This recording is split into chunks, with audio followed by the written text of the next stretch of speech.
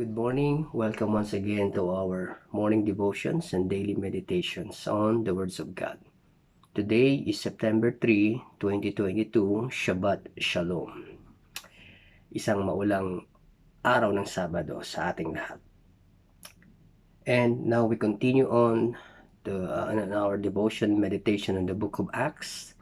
At tayo po'y nandito na sa Acts chapter 5 verse 1 to 11, the story of Ananias and Sapphira, which is basically connected to the later story part, the later verses on the part of Acts chapter number 4, wherein Barnabas, the importance of mentioning that Barnabas, who is also a Levite.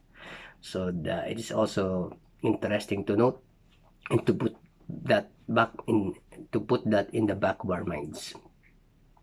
So we come to chapter 5 verse 1 to 11. This Jewish movement, the Messianic movement, has grown through the leadership of Peter and the empowering of the Spirit of God. 3,000 souls, 5,000 souls, then multitude, that means myriad of numbers. So a lot of Jewish believers are being added.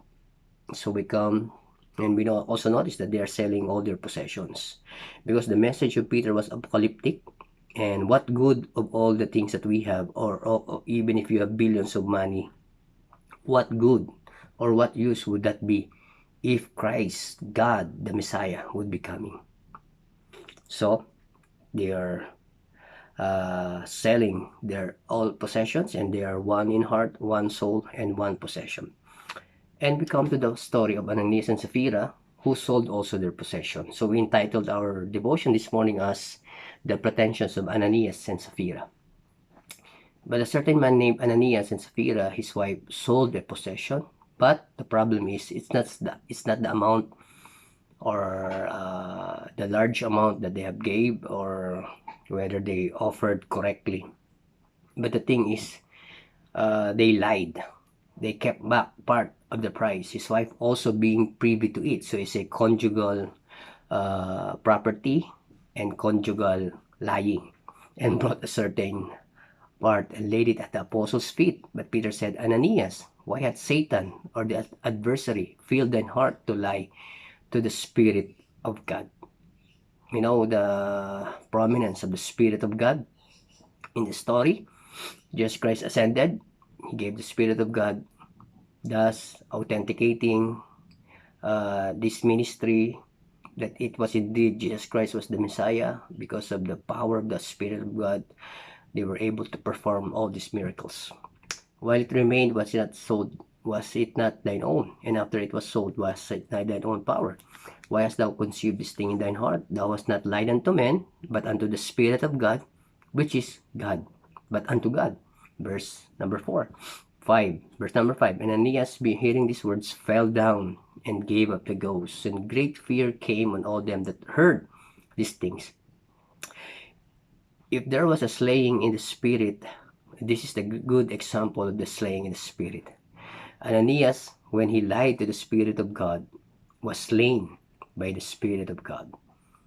Verse 6. And the young man arose and wounded up and carried him out and buried him. And it was about the space of 3 hours when his wife, not knowing what was done, came in. And Peter answered unto her, Tell me, whether you sold the land for so much? And she said, Yea, for so much. Then Peter said unto her, How is it that you have agreed together to tempt the Spirit of the Lord? Behold, the feet of them which have buried thy husband are at the door, and shall carry thee out.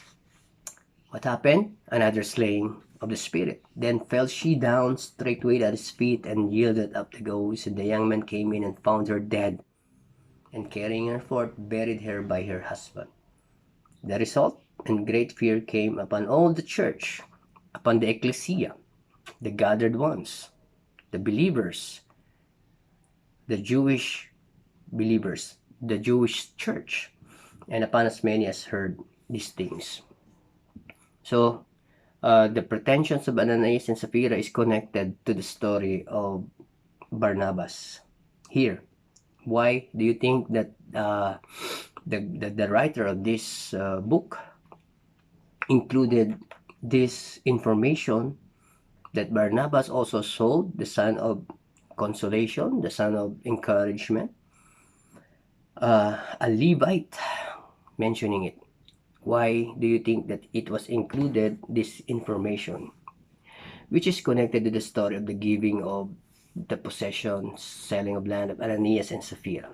Their pretensions, though they could lie unto men, but we cannot lie to our God. We go back to the story of the two sons of Aaron in the Old Testament upon the completion of the tabernacle. On the first service,